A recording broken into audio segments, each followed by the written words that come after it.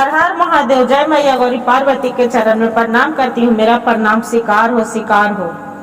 एक किसी गांव में राजा रहते थे। राजा रहते थे तो बहुत घर राजा थे, चारों दिशाओं के राजा थे और सभी को दान पुण्य सभी करते थे अपना काम के लिए। एक दिन के बात हुआ कि एक साधु गया। जो साधु बाबा गए मांगने के भिक्षा, तो क्या किए राजा साहब कि वहीं पड़ी गोबर पड़ल था, वो गोबर उठा के और दे दिए बाबा के। बाबा कुछ नहीं बोले। गोबर उठा के देने के बाद भी बाबा गोबर लिए और वहां से चल दिए। गोबर लेके चल दिए तो राजा क्या किया कि जंगल, एक दिन के बात हुआ कि वो सोचे कि चले जंगल के ओर शिकार करने के लिए।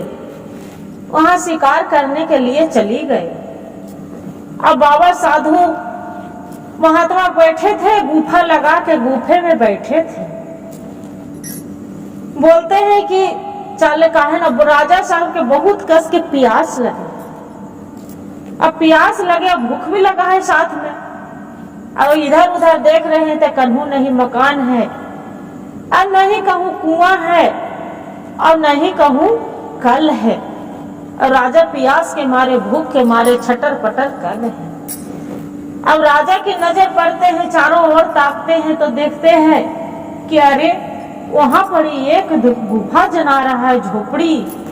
काहे न चले वहीं पड़ी, हम पानी पी के और वहीं से खाना खा के हम आ जाएंगे। कोई भी होगा तो उसी से हम पानी मांग लेंगे, अब हम खाना खा लेंगे। और साधु बाबा थे तो रोज भगवान के बिना पूजा कैले एक दिन भी नहीं रहते थे। और राजा घमंडी कुछ भी नहीं करते थे, नहीं पूजा न पाहुर और नहीं रानी करते थे। वहां पड़ी गए, देखते हैं कि गुफा में पूरा गोबर के ढेर पड़े हैं। गोबर के ढेर पड़े हैं तो राजा साहब पूछ रहे हैं कि बाबा ये तो हम जबरी जंगल में एक हवा आए थे 6 महीना पहले, तो नहीं कन्हू गोबर दिखता था और नहीं कन्हू ये ढेर पड़ल था। यहाँ कुआं भी था, कल भी था, यहाँ खाना भी मिलता था, होटल भी था, यहाँ तो कुछ भी नहीं है। बाबा बोलते हैं कि आप खोजते हैं क्या बच्चे, क्या चाहते हैं? तो बोलते हैं कि बाबा, राजा साहब की बाबा हमको प्यास से बहुत मियाज तरस रहा है, एकदम कंठ सूख रहा है, मेरा पानी पीने के लिए आए थे। अब मेरा खाना मिलता तो हम खाना खाने के लिए आए हैं। बोलते हैं साधु बाबा कि बच्चा ये है खाना और यही पानी है, अब खाना भी खा लो, पानी भी पी लो। राजा साहब देख रहे, बोलते हैं कि बाबा ये तो गोबर के ढेर पड़ा है, इतना साला कहां से गोबर आ गया है? पड़ी नहीं एक गाय है, नहीं भैंस है और नहीं तो एक जानवर, कुछ भी नहीं है। यहाँ गोबर के ढेर कहां से आ गया? राजा साहब के बाबा बोलते हैं कि देखिए बच्चा, ये गोबर आप ही ने दिए थे, मेरा भिक्षा मांगने गए थे, मेरा खाना के बजाय आप गोबर दिए थे, वही गोबर के ढेर पड़ा है और इसी आपको खाना है। ये मेरे खाने के लिए नहीं दिए थे, ये अपने ही खाने के लिए दिए थे। राजा साहब बोलते हैं कि बाबा मेरा क्षमा कर दीजिए, आज से ऐसा नहीं होगा। राजा साहब शर्मिंदा हो जाते हैं। अब जब शर्मिंदा होने से भी क्या होता है, जाके चरण पर साधु बाबा के गिरता है। बोलते हैं कि देखिए बाबा की कौन सा हम कर्म करें कि मेरा ये पाप कट जाए। बोलते हैं कि देखिए बच्चा, जैसा जो करते हैं यही धरती पर पाप भी अब पुण्य भी है। आपसे हम जो भिक्षा मांगने गए तो मेरा गोबर दिए उठा के, हम तो आपसे कुछ बोले नहीं, हम गोबर लेके वहां से चल दिए, वही ढेर पड़ा है, यही गोबर खाओ, इस जन्म में नहीं अगला जन्म में भी आपको गोबर मिलेगा। राजा साहब बोलते हैं कि बाबा मेरा माफ कर दीजिए।